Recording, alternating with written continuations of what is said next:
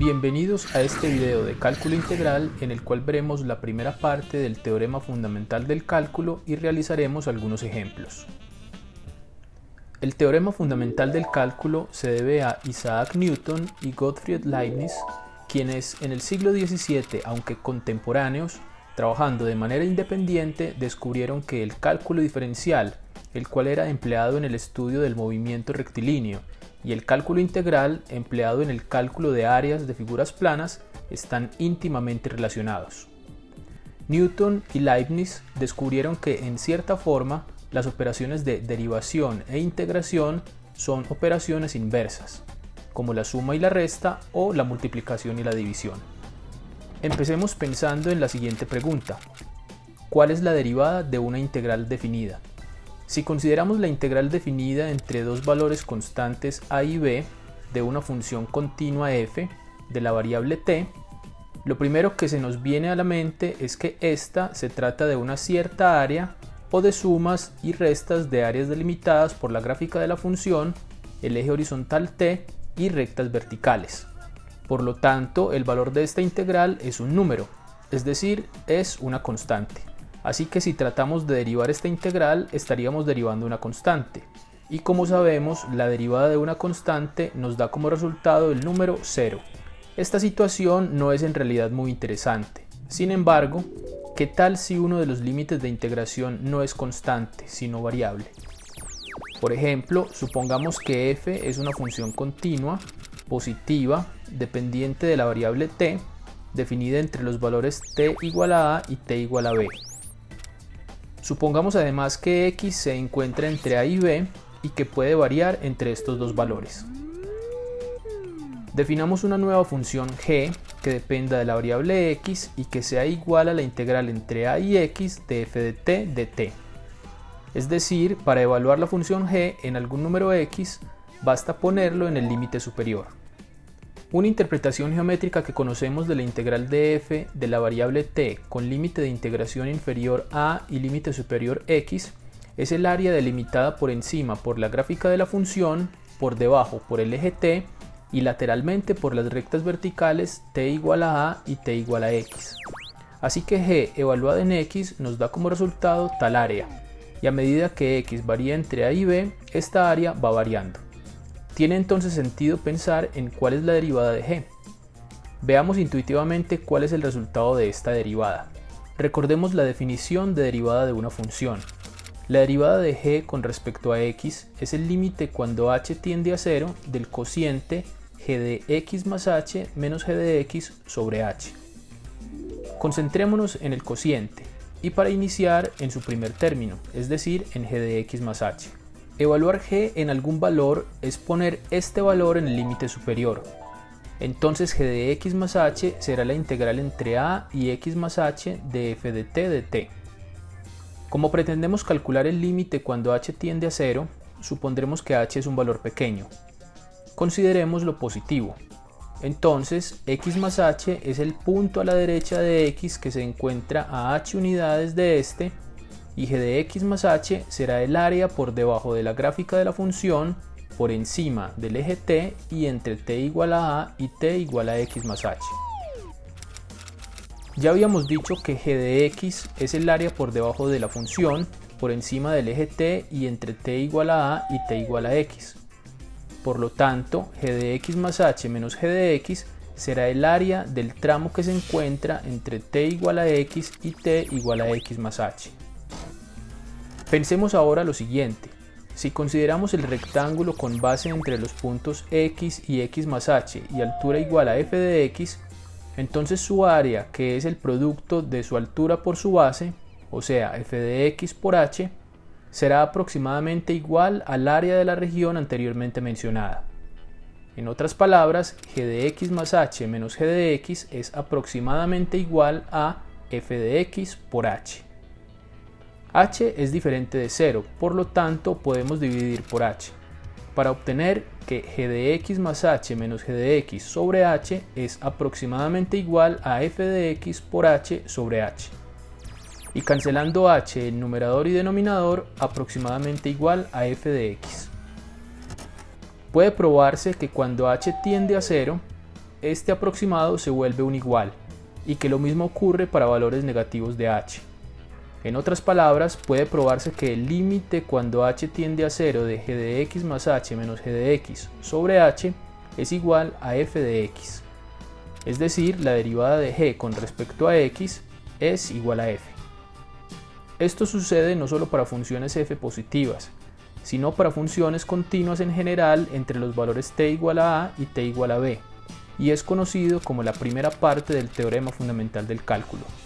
El enunciado es el siguiente: si f es continua en el intervalo a, b, y para x en este intervalo definimos g de x igual a la integral entre a y x de f de t de t, entonces la derivada de g evaluada en x es f evaluada en x. Veamos algunos ejemplos. Empecemos calculando la derivada con respecto a x de la integral entre 2 y x de seno de e a la t de t. Tenemos que el límite inferior es una constante, en este caso 2, y el límite superior es x, que es la variable de derivación. Entonces estamos en las condiciones de la primera parte del teorema fundamental del cálculo. Por lo tanto, derivar esta integral es simplemente evaluar el integrando seno de e a la t en x, es decir, reemplazar t por x, para obtener como resultado seno de e a la x. Como segundo ejemplo, calculemos la derivada con respecto a x de la integral entre x y 10 de secante de raíz de t sobre 1 menos t más t al cuadrado de t. En este caso no estamos exactamente en las condiciones de aplicar directamente la primera parte del teorema fundamental del cálculo, pues la constante se encuentra en el límite superior y la variable de derivación x en el límite inferior. Debemos entonces recurrir a las propiedades de la integral definida, antecediendo con un signo menos a la integral con el fin de cambiar el orden de los límites de integración. Este signo menos, por las propiedades de la derivada, lo podemos ubicar por fuera de esta. De esta forma ya tenemos una constante en el límite inferior y la variable de derivación x en el límite superior. Por lo tanto, aplicando la primera parte del teorema fundamental del cálculo, simplemente cambiamos la variable t del integrando por la variable x. Obtenemos menos secante de raíz de x sobre 1 menos x más x al cuadrado. Nuestro tercer ejemplo será calcular la derivada con respecto a x de la integral entre menos 3 y x a la 5 de raíz de tangente de t de t. Razonando como lo venimos haciendo, podríamos pensar que para calcular esta derivada basta reemplazar en el integrando la variable t por el límite superior, que es x a la 5, y así obtener raíz de tangente de x a la 5. Sin embargo, el teorema nos exige que en el límite superior se encuentre la variable de derivación x y no cualquier función de x.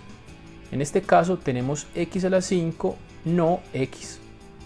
Concluimos que no podemos aplicar directamente la primera parte del teorema fundamental del cálculo y que esta igualdad no es cierta. Si consideramos la función f definida como f de x igual a la integral entre menos 3 y x de raíz de tangente de t, es decir, como una integral con límite inferior constante y límite superior x, entonces sí podemos concluir que la derivada de f evaluada en x se obtiene simplemente reemplazando en el integrando la variable t por la variable x para obtener raíz de tangente de x. Ahora, la integral que queremos derivar no es f, pero sí se parece mucho. La única diferencia consiste en que el límite superior es x a la 5 y en f el límite superior es x.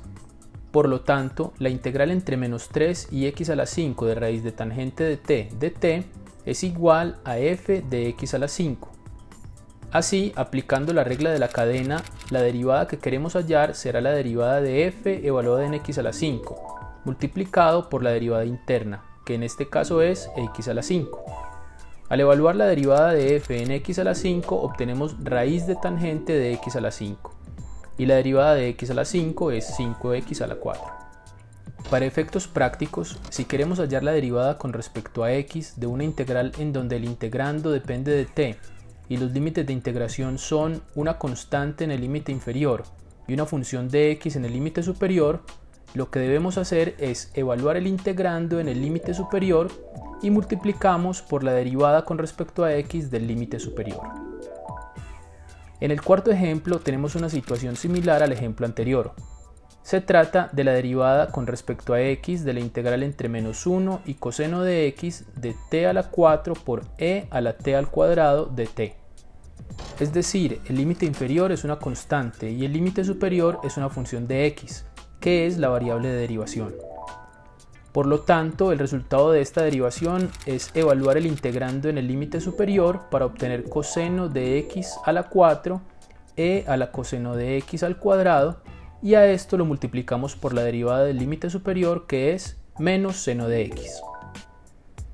Por último, calculemos la derivada con respecto a x de la integral de raíz cuadrada de t al cuadrado más 1 entre seno de x y x a la 6 más 2. En este caso, ninguno de los límites de integración es constante.